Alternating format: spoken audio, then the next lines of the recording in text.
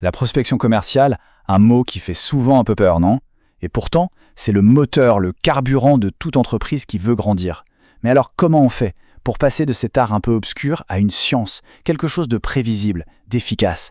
C'est justement ce qu'on va décortiquer ensemble. Avant de plonger dans le comment, il faut bien comprendre un truc.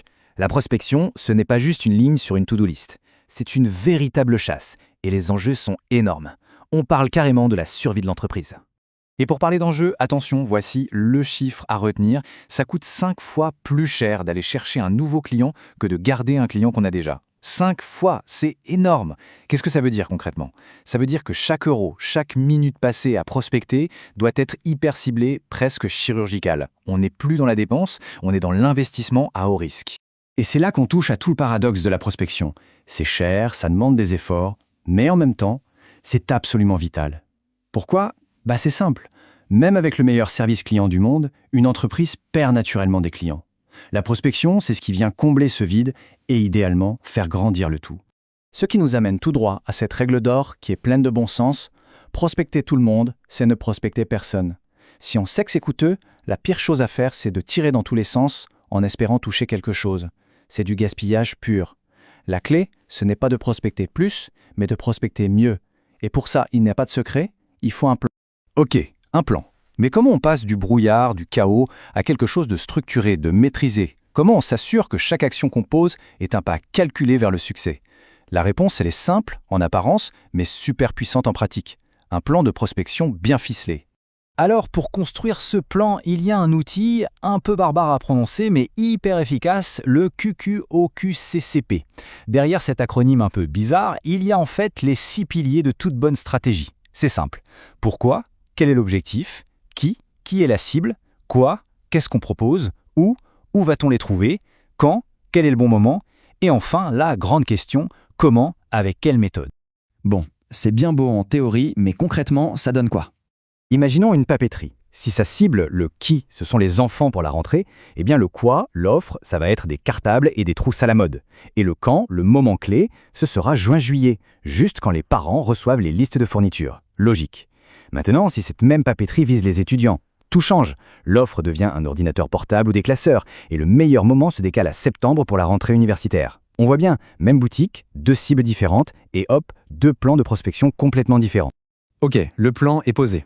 On sait qui, quoi, quand, où. Reste la fameuse question du comment. Et là, en gros, il y a 2 grandes philosophies pour aller au contact. D'un côté, on a la prospection active, c'est la chasse. Là, l'entreprise va chercher le client, courrier, téléphone, email direct. L'enjeu principal, c'est d'avoir un bon fichier de contact. Et de l'autre côté, il y a la prospection passive, c'est l'aimant. L'idée, ce n'est plus de chasser, mais d'attirer. On travaille sa visibilité pour que le client vienne à soi, grâce à un bon référencement sur Internet, aux réseaux sociaux ou à un salon professionnel. Donc pour résumer, la grande différence, c'est qui fait le premier pas. En mode actif, c'est l'entreprise qui initie le contact. En mode passif, elle met tout en place pour que ce soit le client qui vienne toquer à la porte. Le choix entre les deux dépendra de la cible, du produit et bien sûr du budget. Avoir un plan et des méthodes, c'est essentiel. Mais si l'on ne regarde jamais où l'on en est, on risque de tourner en rond.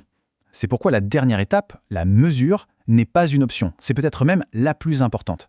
Et l'outil roi pour ça, c'est l'entonnoir de prospection. C'est une image très parlante qui permet de visualiser tout le parcours, depuis la grande masse de contacts au départ jusqu'aux quelques clients qu'on signe à la fin. Tout en haut de cet entonnoir, on a les suspects. Ce mot désigne simplement toutes les personnes ou entreprises qui correspondent à notre cible, mais avec qui aucun contact n'a encore été établi. Allez, prenons un exemple chiffré. Imaginons qu'on démarre avec une base de données de 1000 suspects, c'est notre point de départ. Dès qu'on contacte un suspect, il devient un prospect. Mais là, ça devient intéressant, parce qu'on doit faire un tri. Est-il froid, c'est-à-dire pas intéressé pour l'instant, tiède, avec un début d'intérêt, ou alors chaud, prêt à acheter? Reprenons nos chiffres. Sur nos 1000 suspects, imaginons que notre campagne permette d'en contacter réellement 500. Déjà, l'entonnoir se resserre. Sur ces 500 prospects, après qualification, seuls 50 se révèlent être chauds, c'est-à-dire qu'ils acceptent un rendez-vous pour aller plus loin. Et au bout du compte, après les rendez-vous et les négociations, 5 de ces 50 prospects chauds signent et deviennent de nouveaux clients. On est parti de 1000 pour arriver à 5.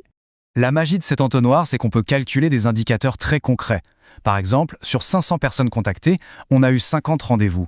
Ça fait un taux d'efficacité de 10%. Et le taux de réussite final? Sur 500 contacts, on a 5 clients. Ça fait un taux de transformation de 1%. Avec ces chiffres, la prospection n'est plus un jeu de devinettes, ça devient une science. On peut suivre ces ratios, comparer les campagnes et surtout identifier très précisément où ça coince pour s'améliorer. On a vu le pourquoi, le comment et comment mesurer tout ça. Mais si l'on partait de zéro, quelle serait la toute première brique à poser? L'objectif, l'offre ou la définition ultra précise de sa cible, le fameux qui? Voilà une question qui mérite réflexion.